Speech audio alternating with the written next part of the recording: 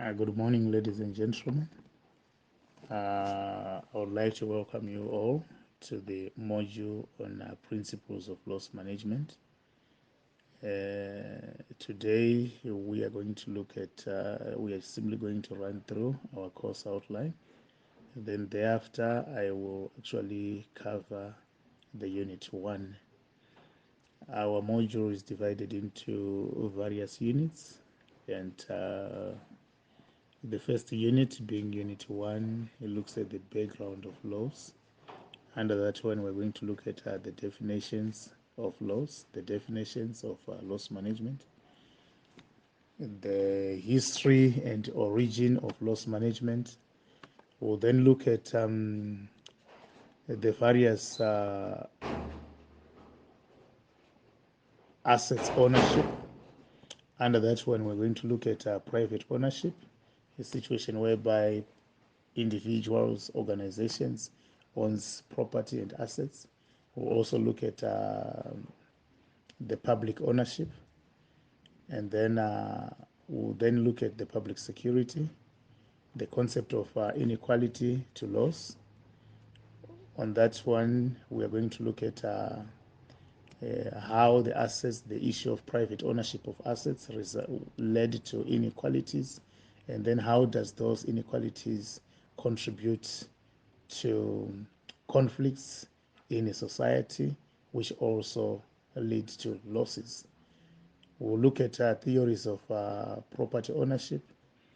Under that one, we're going to look at theories such as the theory of conquest, the theory of natural rights, the theory of occupation, among others. Then we'll then look at the evolution of loss and security. That one is just a historical background of the evolution of loss management and security. Then from there, we'll then move on to Unit 2. Unit 2, we are going to look at how other departments and disciplines support the loss management. Under this unit, I just want to remind you, ladies and gentlemen, that loss management as a module is supported by a number of other modules which are also covered in your program. So I urge you all to just make sure that you pay particular attention to all the modules which you are being taught by the college. Why? Because they support all of them. They support the loss control management function. So under Unit 2, we're going to look at how other departments support the loss management. We've got the finance department. How does this support the loss management department, the IT department, the procurement, the production, the human resources, the sales and marketing? We're also going to look at how other disciplines supports loss management. Here we are now talking about specific disciplines such as accounting. As a loss manager, you are supposed to be fully conversant with accounting, be able to interpret financial statements, and be able to identify anomalies when you are required to do so during an investigation or as a proactive measure to prevent fraud and some errors which might cause losses to the organization. We are going to look at how psychology, the discipline of psychology, assists in terms in loss management. You'll find out the discipline of psychology. We're looking at the mind, the functions of the mind. Under that one, you'll also find out that it is in the mind that the criminal intent is formulated. It is in the mind that a person strategizes how to commit a crime, how to deprive an organization of its assets and thereby cause losses. So it's a very, very important discipline for us. We'll then look at law as a discipline. How does it support loss management? You'll find out that law basically consists of the principles, rules, and regulations which govern a particular society or the conduct of people in a particular society and is enforceable by the state. Law is divided into quite a number of disciplines. For instance, we've got the Criminal Procedure, we've got the Criminal Law Codification Reform Act, we've got the Civil Procedure, we've got Administrative Law, we've got Constitutional Law, we've got the Private Investigators and Security Guards Act. All these pieces of legislation, including others which I did not mention, plays a very, very important role in loss management. Why? Because whenever a loss manager exercises exercises his duties, he is supposed to remain within the confines of the law. So law is a very, very important discipline which we do require. We also have ICT. Nowadays, there is nothing we can actually talk about without talking about ICT. As a loss manager, you'll find out that we now have cyber crimes, which are also detrimental to the organization, because through cyber crimes, an organization might actually lose its property, its wealth through cyber criminal activities. Quantitative methods, those are statistical methods, which are also very, very important to a loss manager. We'll then move on to Unit 3, loss management as a function, the security management. Under that one, the first port of call is some definitions of loss management and the security management.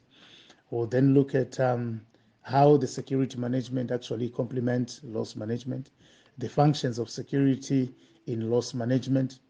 If we talk of security, you'll find out that in your program, you are going to cover the physical security systems, whereby you will be taught how to protect the physical assets of the organization. Then we then need to establish a nexus between these security management functions in loss management.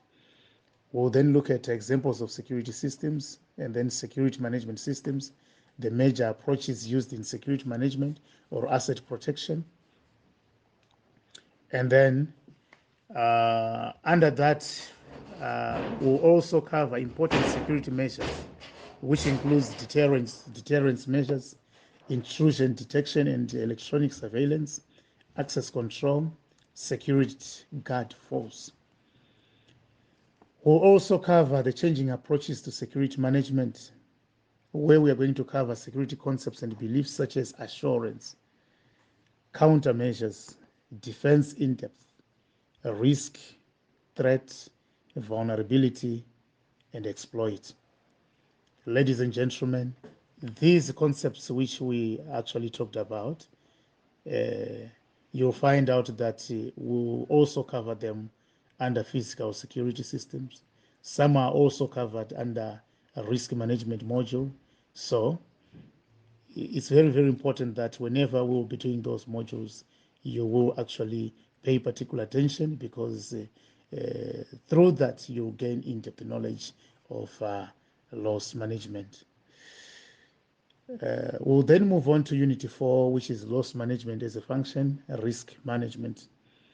Under that one, we'll talk about, we'll give the definitions of risk management methods, risk management principles, risk management processes. Under risk management processes, you'll find out that this one is actually a process. We've got a risk management. It's not an event. It is actually a process which comprises of risk identification. That is, before you actually want to treat a particular risk, you need to identify the type of risk first, and then a risk analysis to determine the impossible impacts of that particular risk, and then a risk assessment, as well as a risk evaluation. We'll also look at risk management application, that is enterprise risk management. It's actually an approach to risk management, which enterprise risk management is an approach to risk management, which actually recognizes that risk management, everyone within the organization and all the decisions and processes that we do, we are supposed to take into account risk management. Financial risk management is another issue which we are going to cover. Risk management in the health service sector, risk management in emergency and natural disasters, risk management in information technology, risk management in extraction and mining sector, risk management in the pharmaceutical sector. This particular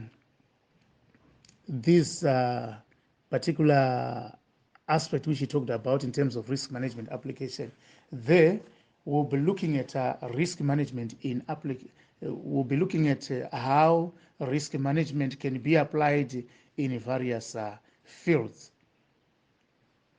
in the financial sector, in the health and safety sector, in the emergency and natural disasters, in the information technology, in extraction and mining sector, in pharmaceutical sector.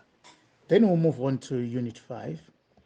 Unit 5 is risk management as a function, occupational health and safety. There we are going to cover the occupational health and safety issues which might actually result in losses to the organization. We are going to give you the definition of occupational health and safety objectives, the history of occupational health and safety, social insurance and workers' compensation, importance of occupational health and safety. Then there are various pieces of legislation which we are supposed to comply with in order for us to make sure that no losses will occur from the occupational health and safety aspect.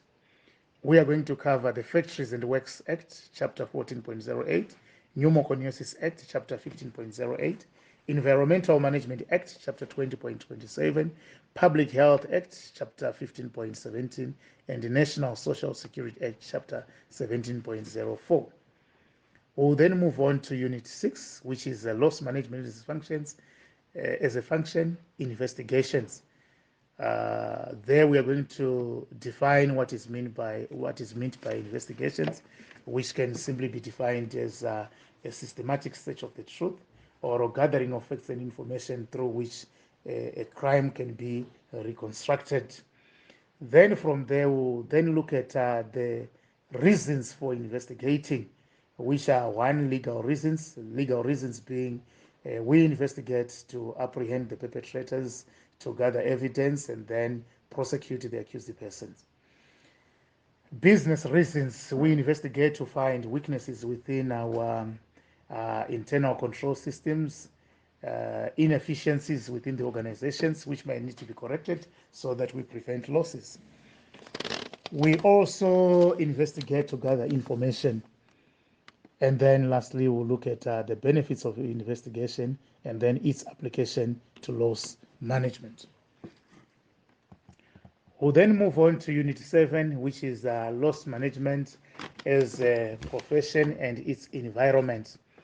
Under that one, we are going to look at the challenges of loss management as a science, characteristics of a profession.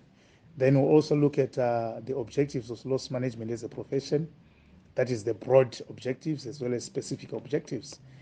Then we'll then look at the environment of the loss management function. On this one, we'll simply be looking at the environment in which the loss manager operates. And you'll find out that this particular environment is also covered in other modules such as management and business administration.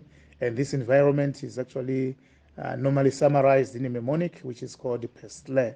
That is the political environment, the economic environment, the social environment, the technological environment, the legal environment. Right. And then we'll then move on to Unit 8. Under Unit 8, which is values, ethics, and morals of loss management. There we are going to talk about the professional ethics, the values, and the morals.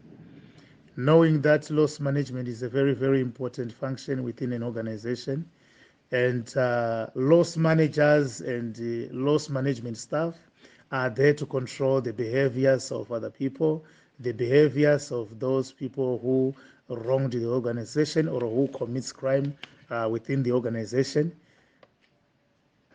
Those professionals definitely are supposed to be guided by a code of ethics, which will make sure that they execute their duties in a professional manner. So we'll talk about the ethics, we'll talk about the morals, we'll talk about the values, we'll then talk about the code of conduct, and then constitution and regulations. That will actually mark the end of our um,